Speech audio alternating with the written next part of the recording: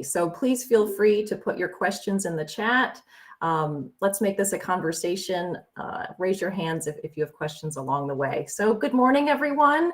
It's a cozy, rainy morning here in Richmond. I hope it's cozy where you are. And thank you so much for starting your morning learning more about the lead hazard reduction program. We have more funding for lead remediation than we have in years. The Commonwealth actually had a 10-year gap at least in its offering of a lead remediation grant program. So we're so excited that this is back, ready to serve the community. And thank you all for being our true providers of this program and learning more today. Next slide, Sherry. So yesterday we talked about our gut reasons and our heart reasons for doing this work. And I wanted to tee that up again for us now about why we're here. And you all are uniquely positioned to really impact the lives of young, vulnerable children. The spirit of the program really is to serve children under 6 because they are the most vulnerable to lead poisoning. And so really they are the reason we're here today doing this work. And this is a leveraging conversation. Lead hazard reduction funds can be used in standalone projects, as we call them.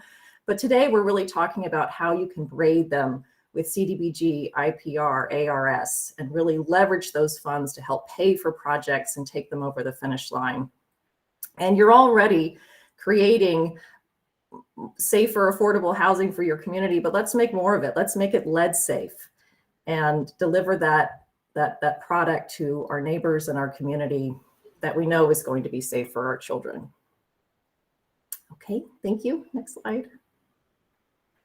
So first off, some key roles. That this shouldn't look like new information. This is what you're doing already, but I want to highlight some of the more specialized positions that go into this program. Your rehab specialist is already going to be managing your rehab process. And if they are a licensed lead inspector risk assessor, they're also going to be writing the scope of work. Typically, we do sub out our lead risk assessments unless you have easy access to an XRF analyzer that tends to be the easier path. But then once we get that report back, we need that licensed inspector risk assessor writing out that scope. We also would use, as a provider, you provide that client specialist who handles all the intake, client management point of the process, and then, of course, a financial point of contact for us at the program.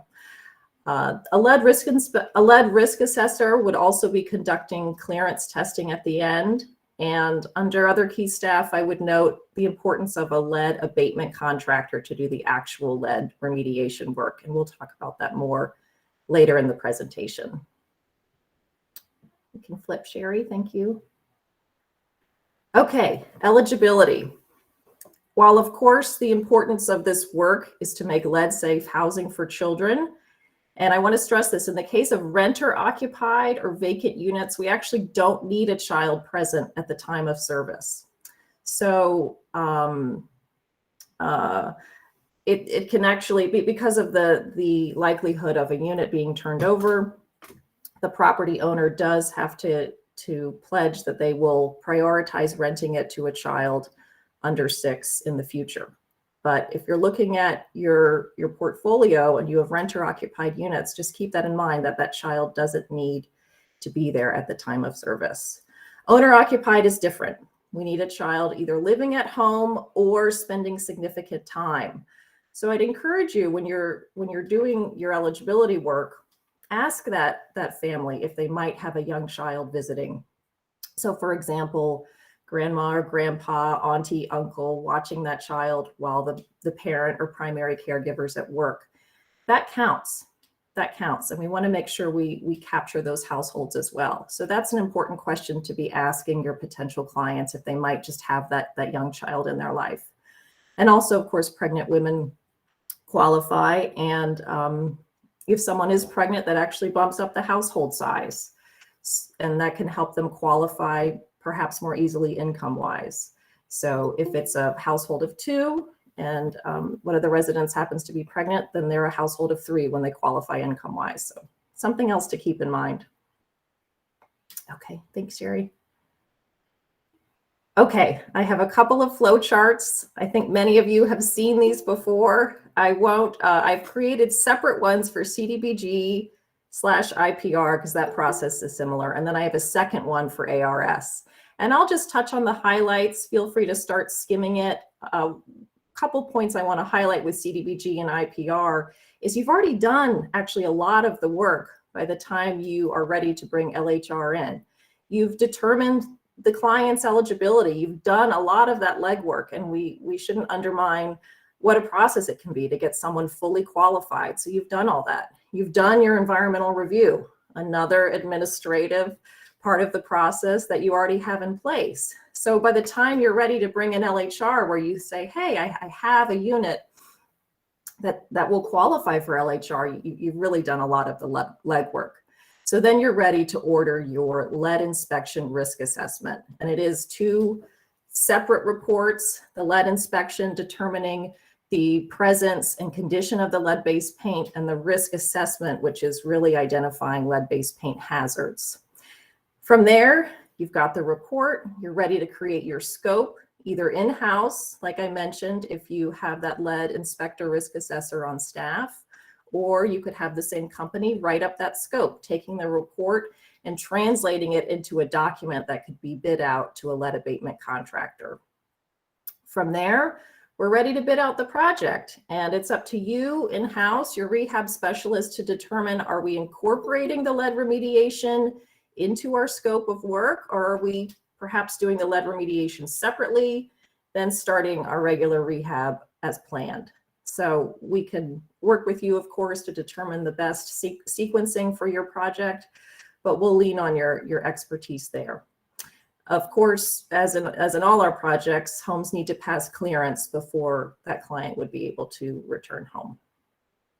So I just made a complex process. It happened in about 20 seconds. We know a lot of work goes into it, but this will hopefully just give you a sense of the flow and what's coming next, because that's really important to understand all of those subsequent pieces. Okay, Sherry, we'll splash it over to ARS quickly. Similar flow, and I like to point out the parts that you all have, the legwork you've already done. ARS to me feels like a little bit, I don't want to say it's a breeze. That's what I almost call myself saying, not a breeze. But you're typically dealing with a vacant property. So we're not worried about pre-qualifying that client on the front end. We actually do it on the back end when we're getting to sell the house. And you're already going to be selling the house to that 80% LMI, hopefully family. So we're already set there. So with ARS, congratulations, you have a ratified contract. That's a point in the process where we invite you to order that lead inspection risk assessment. And when you're in that early process of locating a property, we don't have the funding available yet to do that full lead inspection risk assessment because the ownership isn't quite guaranteed. But during those early assessments, when you're writing that preliminary scope of work, we can use our lead check sticks at that point just to do an early pass, identifying some lead, and we'll come in later to do the full lead inspection risk assessment later once we have that contract in place. I do want to highlight, as I'm walking through, that LHR operates as a reimbursement grant. So unlike some of our other programs where you can accrue an expense but not actually have it paid out yet and get reimbursed, LHR does require reimbursement.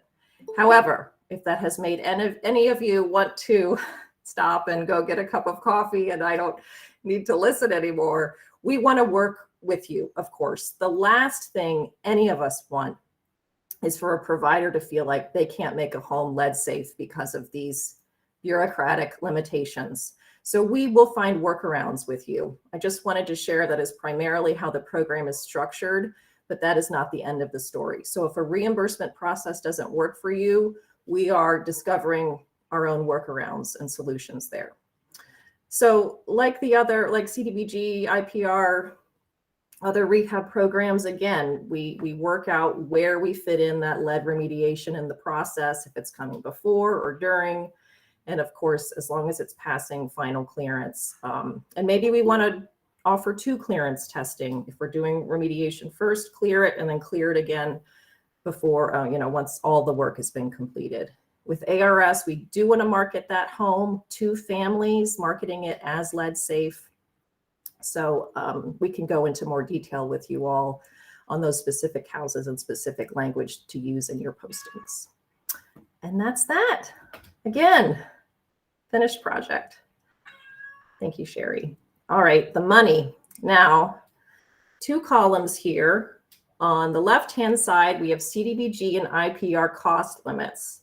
And on the right, we have ARS. And there are some differences, but I want to run down sort of each line item.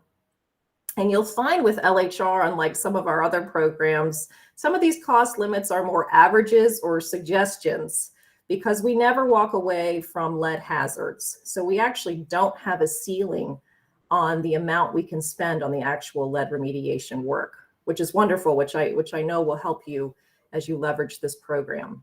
So average cost for lead inspection risk assessment, about $1,200. We have seen that be higher in some more rural areas due to some of the travel time. So we can work with you there if your bids are coming in higher. We have lead admin work that we've been able to add in with CDBG and IPR. Unfortunately, we don't have the same luxury with ARS, but we've been able to bolster that in other areas to make sure we're paying you, compensating you for your time. The scope of work design, we've included that in the lead admin, but we're able to add that as a $500 add-on for ARS. Again, the lead remediation work, $12,000 is our unit average, but I routinely see houses $20,000, $30,000, $40,000. Again, we're not walking away from deteriorated lead-based paint, so that just costs what it costs. Clearance testing, that's a range between 450 and 610 is typically what we're seeing. And getting into a little more weeds, we have the flat lead admin for CDBG and IPR, $5,000.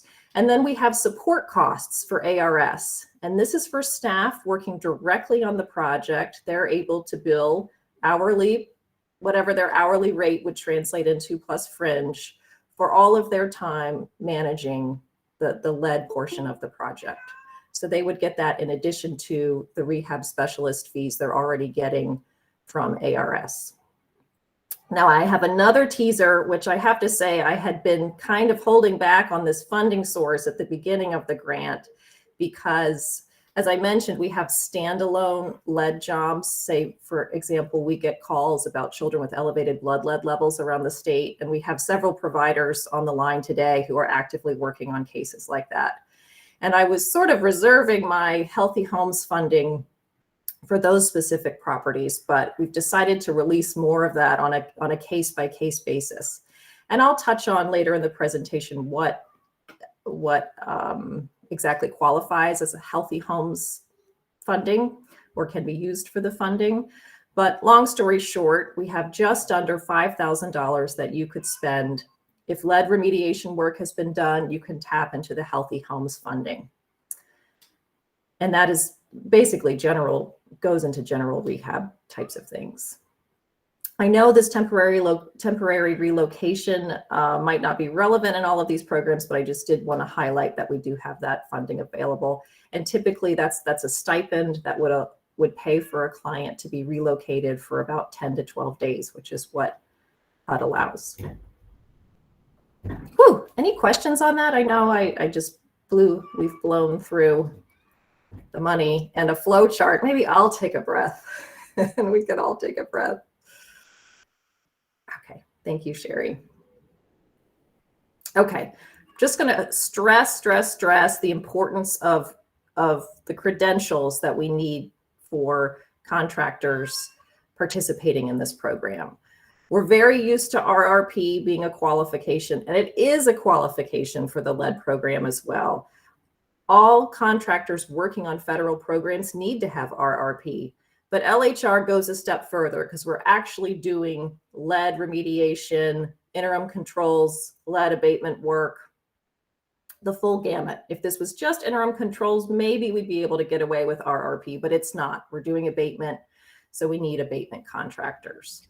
So I have a list of pre-qualified contractors I can share with you.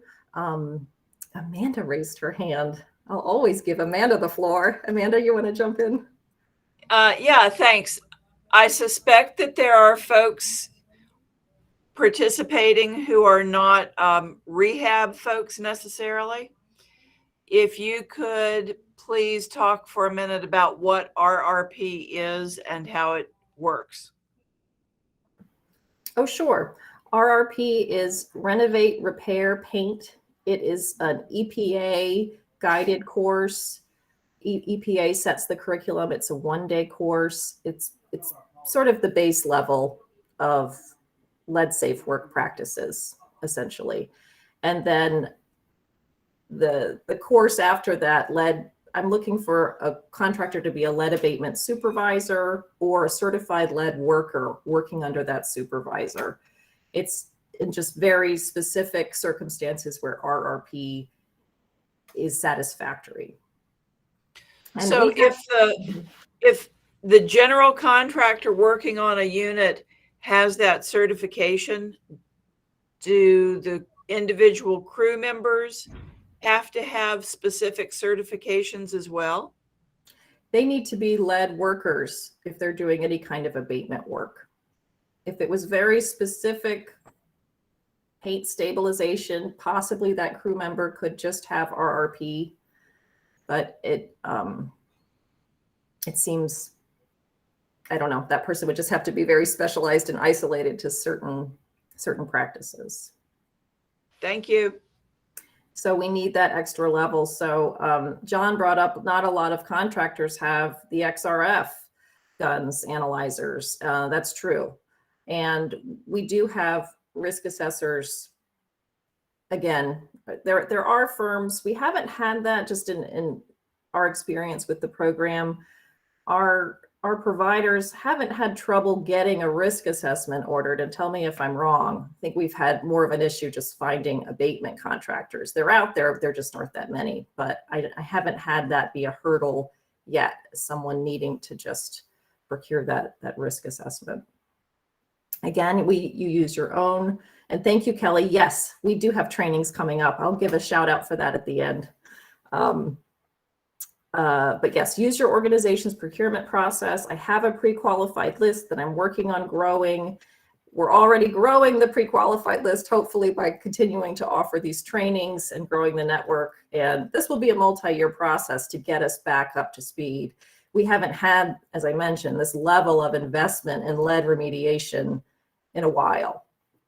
And now we do. We have our HUD funding, and we actually have ARPA relief funds for lead remediation too. So now's the time. And please share this with your general contractors that you work with. This is an opportunity for them to expand into a new line of work. And wouldn't it be great if your general contractor was also a lead abatement contractor, and it made it all one-stop shop and easy for everybody. Oh, next slide, Sherry. I just pressed my key myself. Okay, I'm going to breeze through of the Tier 2 environmental review. We've already done a Tier 1 review actually at the state level, which is nice. It's particularly nice for our standalone jobs and for ARS that haven't already had to do an environmental review. So I just wanted to do a quick pass through the categories that we do need to satisfy at the Tier 2 level, just to flag them for you. Most of them are just research. Is there a noise hazard, an airport hazard? The site contamination does require an on-site checklist to be completed. And of course, historic preservation, we're all familiar with working on that. I would say that's probably the largest authority that we would need to satisfy as part of this project too. So working with DHR is a part of it. We're here to support the process. Sherry, you can flip to the next slide. Thank you. We're very much here to support the process. If you all, if environmental reviews are new to you or you don't have the staff capacity, we can help with this research portion. So I don't know if in previous presentations I've shown you all these categories. I think I've just mentioned there's a Tier 2. Well, these are the factors that we need to include. Okay, Thank you, Sherry. Oh, and I will just say, sorry, one flag, flood zones. So we can serve a property if they have flood insurance. And that's what, of course, that research is part of. We are fortunate that we have our ARPA funds, which do not require an environmental review. And so we, in the case of having an elevated blood lead level in a floodplain, of course, we're not walking away from that. But just something to keep in mind. It's not necessarily that we have to stop the property, but it's good just to check before we go down the road with any house, whether it's in a floodplain. Okay, thank you, Sherry. Going back to scope of work, I've stressed this a lot. These are the 3 credentials you can have to develop a scope of work. I think more internally, you're most likely to have that inspector, risk assessor in-house.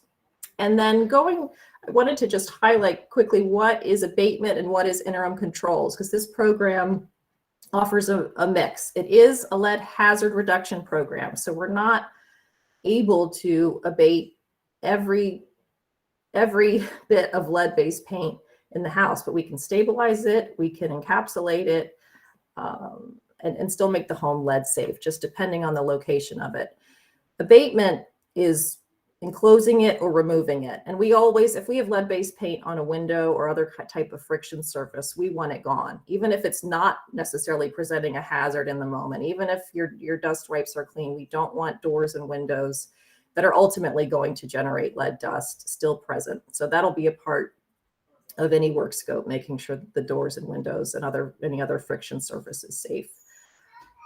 And next slide, Sherry, this will be interim controls. So this is stabilizing any deteriorated lead-based paint where it can then be painted over. So if we have any sort of trim that isn't necessarily going to present a hazard down the road, but it's just deteriorated because of age, we can work to stabilize and paint over that. Okay, and I'll give you all a second to look at those.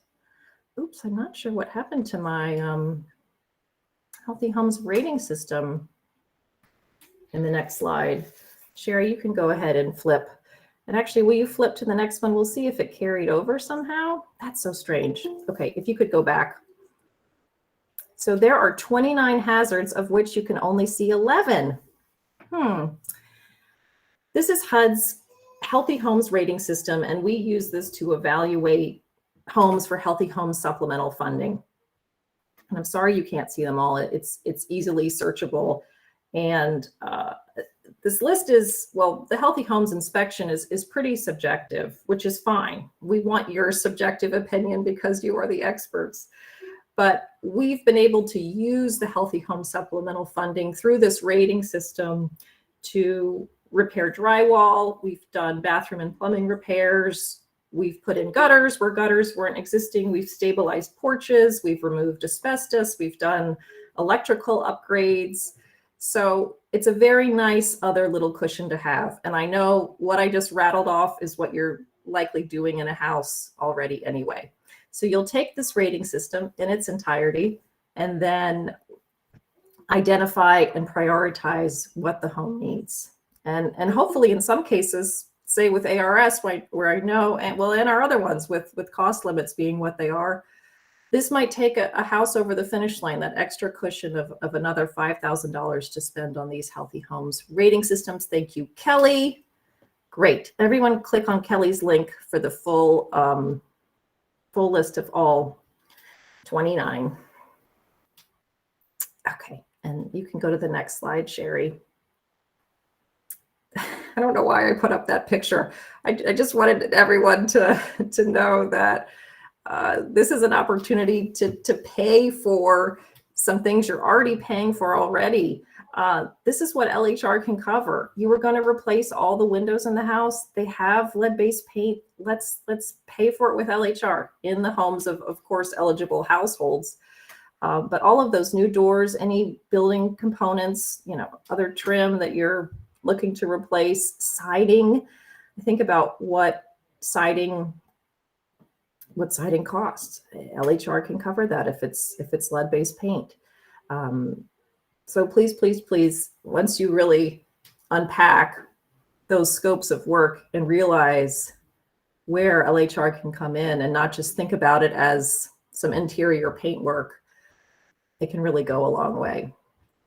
Oh, we have a question about landscaping. Yes. So based on the lead risk assessment and soil samples are taken, if any of the soil proves higher than HUD's regulatory standards for lead in soil, then we can do essentially remediation of the topsoil, the first 6 inches, either sort of removing the top 6 inches and replacing it with new soil. It could also involve some planting and mulching as well. Okay. Thank you, Sherry. You can flip to the next slide. And this goes back to Kelly's question about training coming up. Let me tell you some dates, and I hope you're all getting our emails about training. We have dates set up through June of 2022. RRP we do on a case-by-case basis. We're really focused on the worker, lead inspector, lead risk assessor, and lead supervisor. That's really where we're putting our energy. Right now, all of the classes for 2022 are in Richmond. And I know that's probably disappointing to hear. We are so happy to bring classes to your community.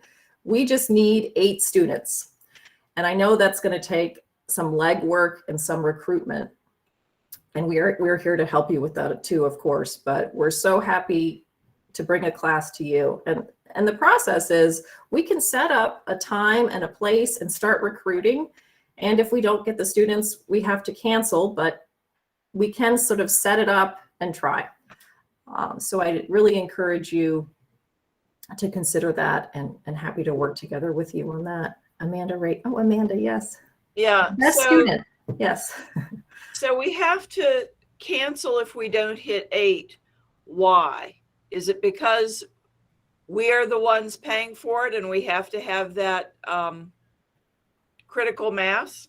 That's exactly why, Amanda, because the grant is fully paying for all the tuition for the courses, but we can't pay for empty seats. That's obviously not being a good steward of these funds. And our partners at the community college workforce require tuition from 8 students to be able to hold the class. So if you as a grantee or your locality or perhaps a group of organizations didn't want to be bound by that 8-person minimum and wanted to participate in the cost, we could certainly make that happen. We are trying to be as flexible as we can because we know that these categories of certified individuals are underrepresented across our network, and we need to beef that up. Thanks, Susan.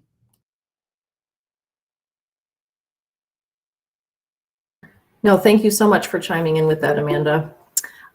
So we are holding in Richmond Lead Worker on January 31st. That's a 2-day class. Inspector Risk Assessor. To fully participate in our program, you need to be a lead risk assessor, which is the second training you need after inspector. So typically those classes are held consecutively, and most people take both. So inspector's a 3-day class, risk assessor's a 2-day class. So we'll start running that on Monday, March 21st. And then supervisor is a 4-day class, which is running on April 11th. And if you wouldn't mind, if you get those emails, I'd love to see in the chat that you get the emails, because we do send them out regularly. And if you're not getting the emails, you can put your name in the chat. And we want to make sure, usually we send them out to our grant management workshop, list those. So I would imagine that you are. Okay, we're in the home stretch. I think I just have one more slide. And this is my final convincing of everybody to keep lead in the forefront of your mind. So when you're considering new projects, new families, new areas to serve, think about lead first, because it provides an amazing new funding source and you get to help little kids. I've got a 1 and a 3-year-old, and I'm doing all this for them. So my final convincing CDBG and IPR, you've done a lot of the work already. So just keep going. Just incorporate lead, order that lead inspection risk assessment, create that scope, combine it with what you're already doing, and get it done. ARS and LHR, a natural pairing, no applications to manage. You don't have to worry about moving the client out of the house and taking all of their lovely figurines off the wall. None of that has to happen. The house is just ripe and ready for you to do your lead remediation and then sell it to a family, which is wonderful. So that's my final plug for braiding this program. And thank you so much.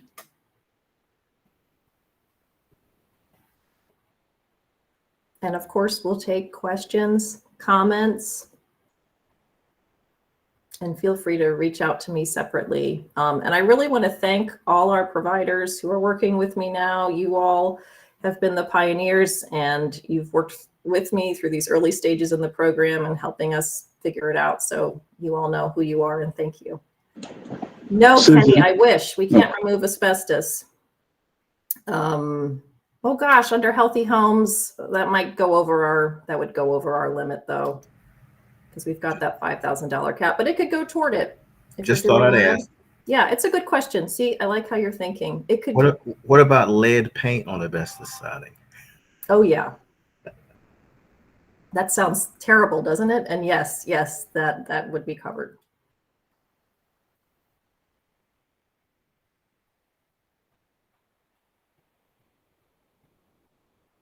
So this really is about not poisoning any more kids. Many of us, I'm sure, have lead poisoned kids in our lives, and we see the impact. If you're lucky enough to not have that in your life, know that it's there and it's real, and it follows them throughout their lives. And this is a way to avoid that. I think Ellen has a question. Yes.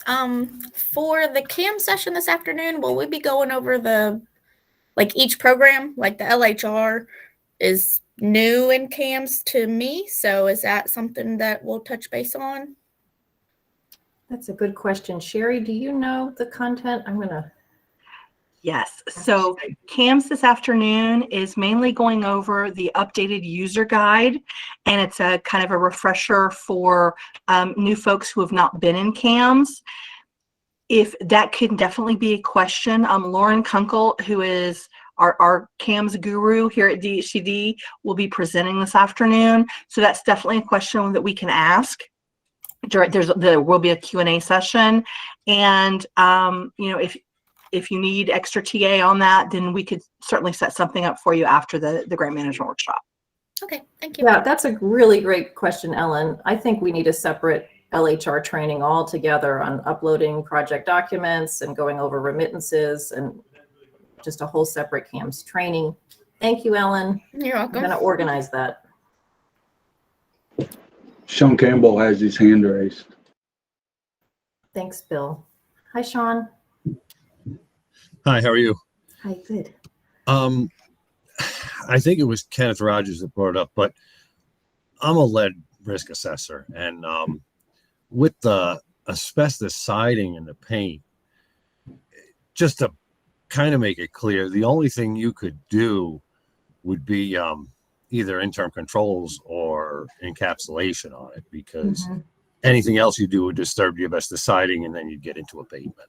Yeah. So just putting new siding over what's existing is the typical route. Yep, you can put new siding over what's existing. Yeah. You could use an encapsulant or paint the siding, Right. but anything that would disturb it, other than nailing siding up, they actually allow that. Sure. Yeah, and we do that if it was even just lead-based paint, we would just side over as well too. Yeah, so that's certainly an option. Okay, I just wanted Sounds to good to me. kind of clear that so people didn't think you could use you could do it with a lead supervisor or lead abatement certification. You still would get into the asbestos if you just started. Right. Sure. Okay. No, thank you.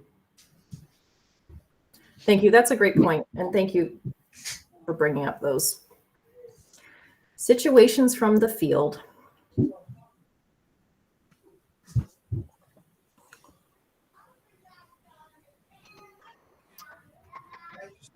Great. Well, I think that sounds, and of course you can always find me, Susan.Hill at the DHCD emails. You can find me. Oh, there it is on the screen too. And I really look forward to working with all of you, and thank you to those who are already engaged in this program.